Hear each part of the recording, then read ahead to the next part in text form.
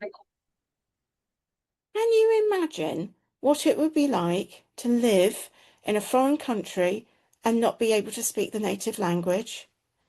Particularly if you feel afraid and unsafe, or if you become unwell and can't tell a doctor what your symptoms are and how you feel. Today, I'm joined by the CEO of a fabulous charity who work tirelessly to help people in this situation. For example, asylum seekers, refugees, and migrants, helping these people to learn English. A warm welcome to Sohail Faruqi of Learn English at Home, who will tell us more. Stay tuned.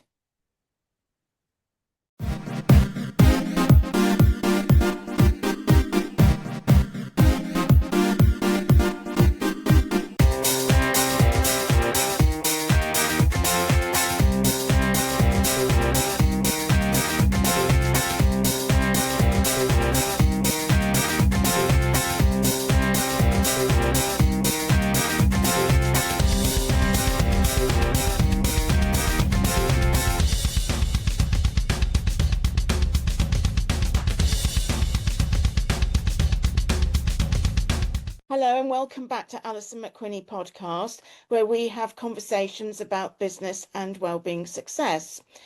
And today I'm absolutely delighted to welcome to the podcast Sohail Faruqi, who is CEO of a charity called LEAH, or Learn English at Home. Now, you may be aware that a couple of weeks ago I interviewed the Mayor of Kingston upon Thames, and Learn English at Home is one of his chosen charities to fundraise during his mayoral year. So I'm delighted to welcome Sohail to the podcast so that we can find out more about the important work this charity is doing. And if we can encourage more fundraising and higher attendance at the Mayor's events to fundraise, that would be absolutely fantastic. So to give some background on the charity, LEAH is a charity that offers English classes in London to help asylum seekers, refugees and migrants who live in Kingston, Merton, Hounslow and Richmond to improve their English language skills. They offer lessons for people who are unable to get to formal college classes due to their personal or family situation, for health reasons, or because of their very low English skills. So, a very warm welcome to the podcast. Thank you for joining me. I'd like to start off by asking who is eligible for your free service? Hello, Alison, and thank you for inviting me onto your podcast. It's lovely to be able to have the opportunity to speak with you. Who's eligible for our services? Well, in some ways we don't turn anyone away. In one sense, our service and our organisation has existed over 40 years. We're into our 42nd, 43rd year, so the need has always been there. It's just changed, and our greatest need that we try and meet are for people that have very low levels of English or no English at all, and may even be not literate in their own languages, and have found themselves having to be in England through no fault of their own. And what we try and do is particularly target those that are in greatest need. And as I say, we don't turn anyone away, and indeed the demand is just ever growing. I imagine it must be very frightening for people who find themselves in our country unable to speak English and say need medical help and can't explain what is wrong and what is happening. That must be a very scary position. So you're doing extremely valuable work here. Do you accept referrals, and if so, from whom? We do. That's the mechanism by which we are able to support people. But the referral has to come from a professional, one of the statutory agencies, often a GP, might be a counsellor, might be a social worker. We don't accept self referrals from individuals or perhaps family and friends. And there's good reason for that. Often the statutory services will have already been working with these people, have a good understanding of their background and their needs, and therefore we're able to then take on those cases, knowing that they're already getting some degree of support for their other needs. But language proficiency, and I think you're quite right in what you said a moment ago, it can be very difficult if you don't speak English. And that is the key barrier to settling in the country. And even if people have been here for a few years and still not quite English, that sense of isolation is still very much manifest. And that's one of the things we try and help overcome. And how many referrals were received during 2024 to 25? During the last year, we've had over several hundred referrals. It never really kind of stops. So there's never a kind of period when we've got we're saying, okay, we've got no referrals. It doesn't happen that way. So the need is constant, and we've always got a waiting list of potential clients waiting for our help. And tell us about the different ways your learners can learn English, like classes at home, that sort of thing. Sure. Yeah, I mean, I think the key thing for us is to make sure that we understand from the learner, what it is that they're seeking to do, because we're not dealing with, whilst we might talk glibly about them being refugees or asylum seekers, they're not a homogenous group of people. Everyone's got individual needs. So we start with a fairly thorough initial assessment, trying to find out what they want, what they're trying to see, what their goals in life are, trying to work towards those. So we very much try and tailor our interventions and support against that initial assessment and then ongoing assessment as they progress with us. Part of our kind of approach is recognizing that not everyone will feel comfortable in face-to-face classes, for example, and there might be a variety of reasons for this.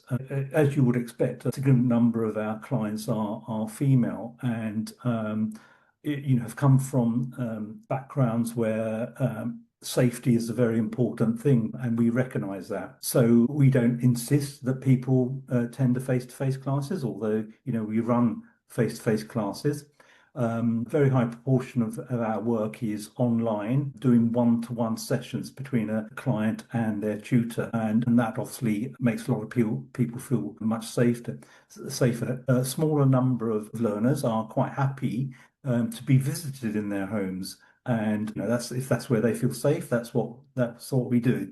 So we tailor what we do according to the circumstances. As long in addition to those one-to-one English teaching sessions or the face-to-face teaching sessions, we offer for perhaps those that have acquired more skills what we call conversation classes, and they can also be online and one-to-one, and this just gives them an opportunity to further develop their proficiency by engaging in kind of different kinds of conversations. That's very important. I did 3 languages at A level, and the conversation classes are so important to just practice that. Tell us about the group visits and trips that your charity organises. Right, yeah. I mean, an important part of what we do is helping people to socialize, to integrate, to get to know their local area and important things like the local library or the museums, so that they can, have do ordinary things. We talk about trying to live ordinary lives, and so the trips and the events are very, very important. And we arrange a whole we've got a whole program of such things. So, for example, in the last year, we've had visits to Hampton Court, to Kew Gardens, to local museums, and only very recently we did a boat trip on the Thames. For a group of our people, and for many of them, that was the first time they would have kind of seen other parts of London. And it does help overcome isolation, because, people don't venture far because they may not feel safe. They may not understand or feel confident in using public transport. So we show them how to do some of these things as part of our program of support. Yeah, and we have in the past done other things like hold the picnic, where which is culturally important because people can share their cultural food with everyone else, and it gives them a sense of actually being able to talk about things that are important to them or share. Sharing food is often a great way of kind of breaking down barriers. Of course, of course. And approximately how many learners were supported by LEAH in the last year? Yeah, well, we've got well over 700 what we call unique clients. The demand is huge, and that's that's a tremendous number of Mm, people we try and support and do support. And as I said earlier, nonetheless we still have a waiting list of people that we're trying to help. And I know we'll probably talk about our volunteers, but that's one of the reasons why we're always seeking to recruit more and more volunteers to try and meet that demand. sure. In your latest survey, what were the top three areas that learners said that LEAH had helped them in their everyday life? Yeah. I said a moment ago, one of the things we try and do is help people live what I call ordinary lives. And so it's perhaps not surprising that in surveys, and the most recent one again shows this, that what they say is important to them are just these ordinary things. So going shopping, and managing that part of their life.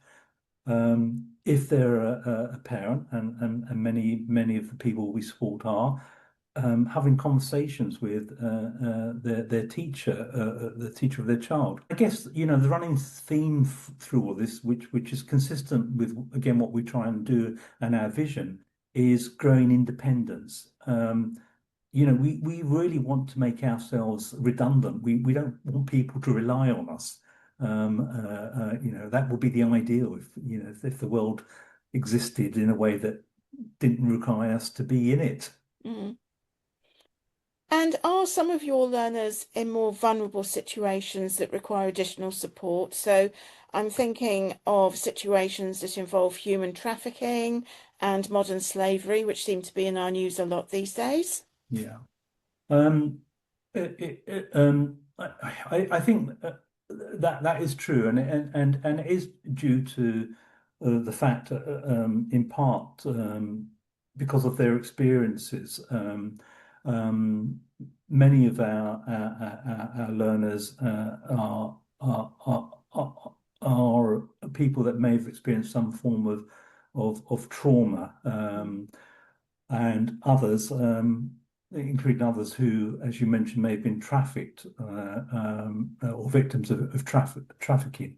So yes, and for us, therefore, absolutely central to everything we do, not just dealing with the more vulnerable, but especially for the more vulnerable, is that issue of safety that I've already mentioned, and feeling safe. So as you would expect, safeguarding policies are central to the work of the staff and also the volunteers. That runs through everything we do. In addition to that, we design our programs with an understanding that people have experienced trauma, don't feel safe, feel very, very vulnerable.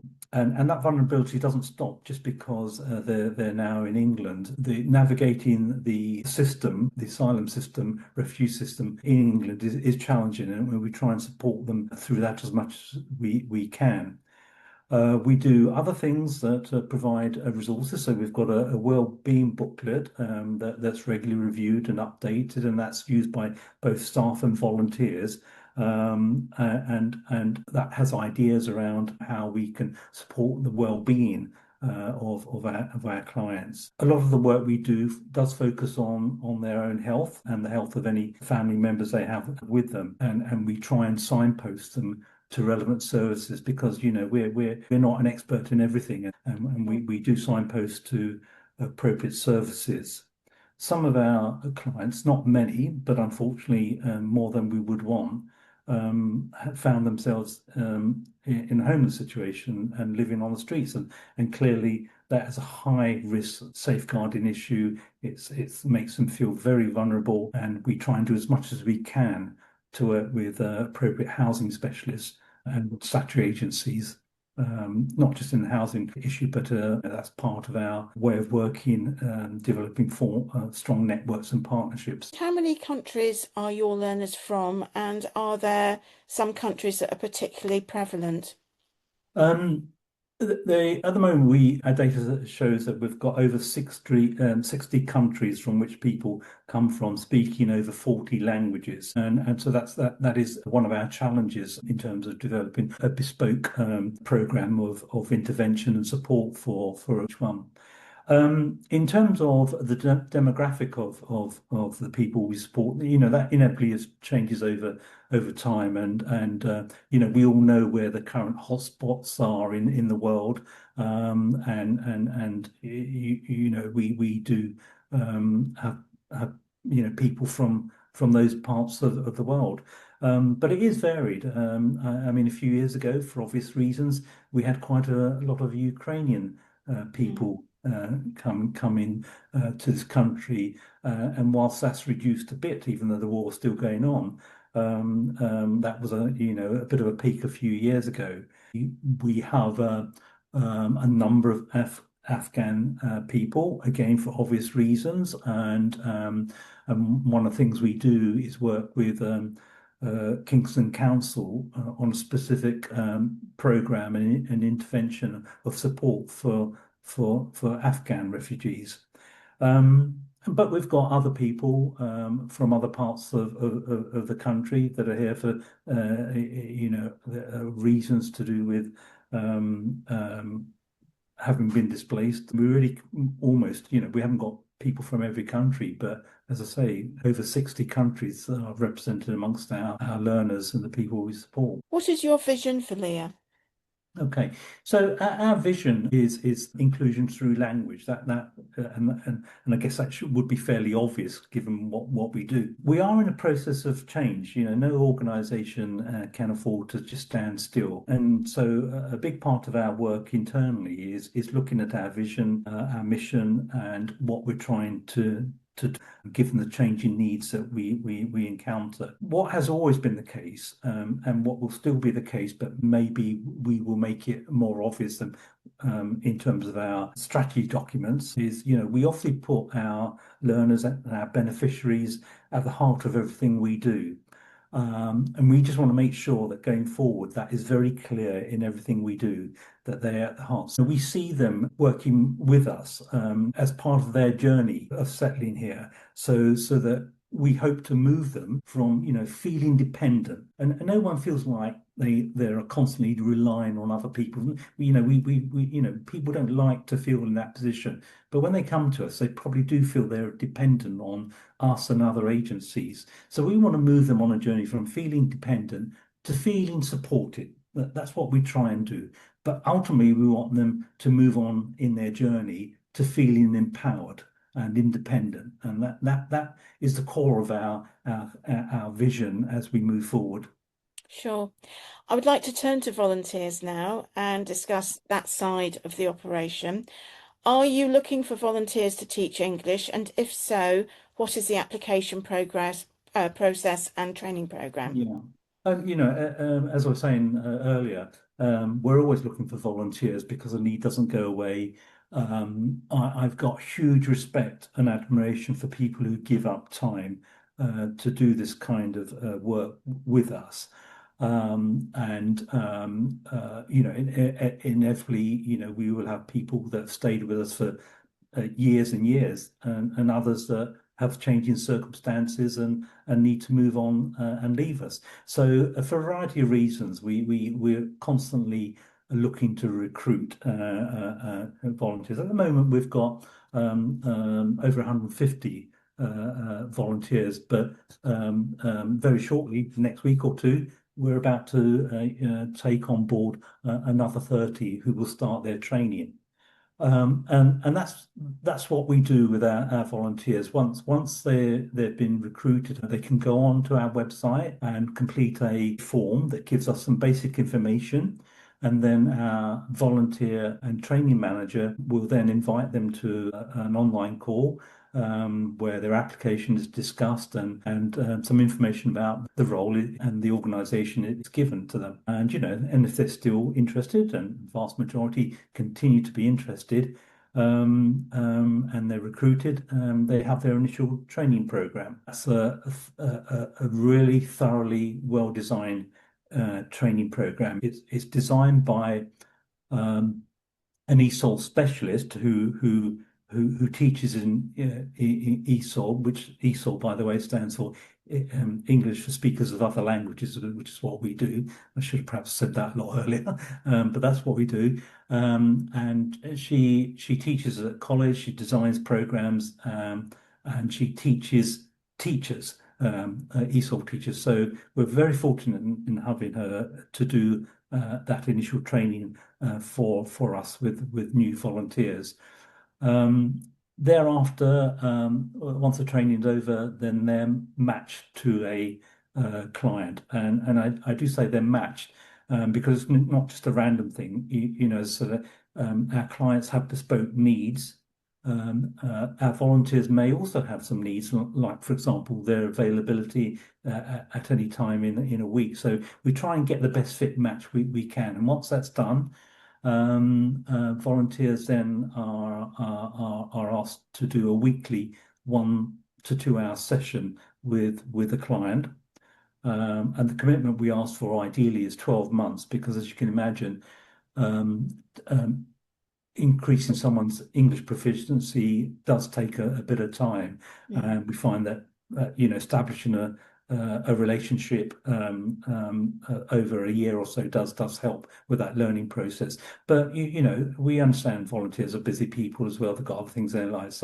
But we do ask for a commitment of about 12 months. And during that time, there are opportunities for further training for them to hone their sort of teaching, tutoring skills. Because the majority of them will not have any teaching qualifications, and that's not what we require from our volunteers, because it's not like being in a school or a college. It's not that kind of teaching. Mm-hmm. Are all your team DBS checked? The staff team, including myself, we all are, yes. And are all your teachers volunteers? We have a number that are formal ESOL teachers, but the vast majority of our tutors are volunteers that we train. But as I say, we have a small number that are qualified ESOL teachers, and that's a good mix to have Of in the course. organisation. And how much time does a volunteer have to give? Okay. Lessons are about an hour, maybe a bit longer each week, and that's the commitment we ask of them, apart from the initial commitment to do the training, which can take a number of weeks. It's not full time, but it will be an hour or so for a month or so once they sign on. So that's the kind of initial commitment. Then the ongoing commitment, as I was saying, for about 12 months, if possible. 6 months, at the very least, if that's possible, of about an hour or two a week, depending on their circumstances.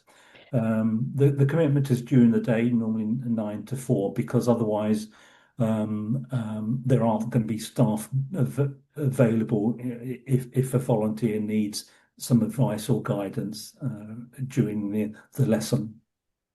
And are all your volunteers based in this area or throughout the country? Yeah, we work across the 4 southwest London boroughs, Kingston, Merton, Hounslow, and Richmond, and the vast majority are local in those areas. But because people who want to volunteer will often just Google volunteering opportunities, and so we have got a small number of volunteers that live in other parts of the country and do online sessions, which is perfectly sound and feasible. And do you have a variety of volunteering roles as well as teaching?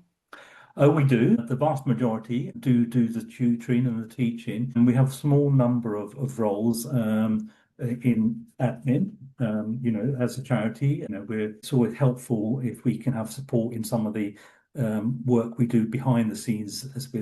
So there's quite a lot of record keeping and other kinds of admin that needs to be done. So we're very grateful to people that volunteer to do that. We have volunteers that support the social events, not just come along as another pair of hands, but actually actively help on the day and with planning. And again, we're very grateful for those. And we had an event in the summer, for example, where we had a stall at a Kingston event, and a number of volunteers turned up to staff the stalls and rattle tins, Wonderful. and that's always useful. There are areas where we are also always looking for help, and particularly areas around IT support. Things can go wrong, and we're always looking for that. And I guess the other big area is our social media. It's very important these days to be active Mm. in social media. Love it or hate it, it's very active. It's very important to be active. And similar to that, ongoing website development. Our website is fairly new in the last year, and it's still subject to ongoing development. So those are some of the key areas that we're always on the lookout for someone. And until recently, we had a volunteer who was supporting the fundraising team with admin work, and this was a lady who originally came a couple of years ago from Ukraine, and was now able to do some volunteering. Um, Lovely. and that's what we love to have. We love to see those kind of stories. Absolutely. Can your volunteers claim travel expenses, assuming they're traveling, of course? Yeah, absolutely. Yeah, we don't want anyone to be out of pocket, obviously. And what do your volunteers say about volunteering at LEAH? Well, one of the things we do is with our volunteers as well as with our clients, and that's very important to hear their feedback. Whatever the nature of the feedback is, but it is overwhelmingly positive, and I think the reasons people volunteer, there may be a number of reasons, but there are some common strands. People feel they want to give up some of their time to make a bit of a difference to the lives of vulnerable people. And so often the feedback we get, and it's along the lines that that's one of the most rewarding aspects, to see someone they're working with develop their proficiency, develop their confidence, and just grow generally over the course of a year. In fact, I was reading a quote recently from one volunteer, and she says, seeing one of my students relax and smile after a few lessons was a very special moment.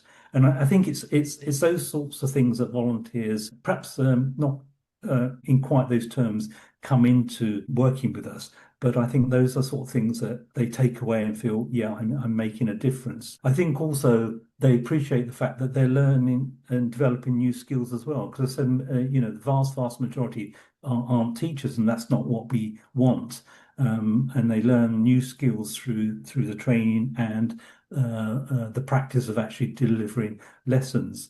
And some, they all work really, really hard and are very dedicated. But some go way, way beyond that and start designing their own resources once they feel confident. And again, that's a skill maybe that they didn't anticipate they would be able to kind of deploy. So yeah, all sorts of things. And I guess the last thing that comes through is being able to talk to, get to know people of other nationalities, and I think a lot of volunteers do cite that as being one of the reasons they get a sense of enjoyment from what they do with us. Wonderful.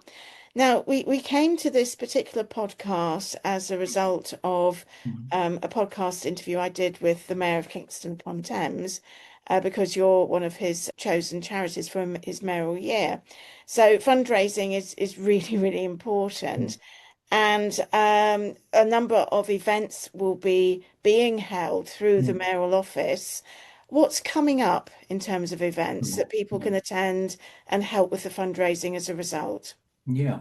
Well, the mayor started an office in May, so we've had a number of events already. So I went to an event 2 weeks ago, which was it was a ukulele band, Hmm. and that was fantastic. It was a great evening. Everyone had a lot of fun, and we raised some money. Um, um, um, we're, on Friday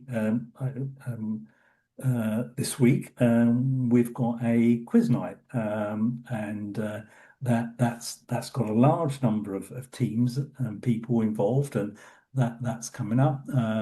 We've got a fundraiser dinner event later in the year, which we're very much looking forward to. Last no, Sunday before last, we had a 10K run, and one of our staff participated in that. So we're doing a range of things with the mayor in partnership with the mayor, and I would encourage people to obviously to support. And you can go online at Kingston Council, the mayor's site, or you can visit our site and donate. Mm. Whatever you can feel you can for any of these events, or just donate generally by hitting the donate button. Yeah, absolutely. So I would encourage viewers to help in the fundraising by either attending an event or making a donation. That would be absolutely wonderful and going directly towards a very worthy cause. In closing, is there anything else you would like to add that I have omitted or forgotten? You haven't forgotten anything, but I mean, there's certainly something I would like to say. The work we do is obviously to us very important, and it's very important to the people we try and help. Um, um, and without getting political at all, we're living in a period at the moment where um, it's quite can at times feel quite hostile in terms of um, uh, the views towards refugees and asylum seekers, and going back to what I was saying earlier and said a few times about how vulnerable and they feel, and the safety issue, because many of them have come from a situation where they haven't felt safe, and to be here and still feel that lack of safety is important. And I guess what I'm really saying is we can always do with advocates for our clients. So speaking up and challenging some of these views and attitudes is really important to us, because it helps our work if we have that kind of support for what we do, and frankly challenging some of the myths that seem to be around at the moment. And of course, it must be just as frightening to be in a foreign country and feel unsafe and not be Absolutely. able to speak English. Yeah, absolutely. I mean, that You're just spot must be a on. horrible situation to Mm, be in. yeah, yeah. So, any monies raised to help rectify that situation, very much gratefully received. Absolutely. Thank you, Alison. Well, thank you for so much for joining me on this podcast, and let's hope we get some pennies coming in. Thank you, Alison. Really appreciate that and everything else you do. Thank you. You're most welcome. Bye for now.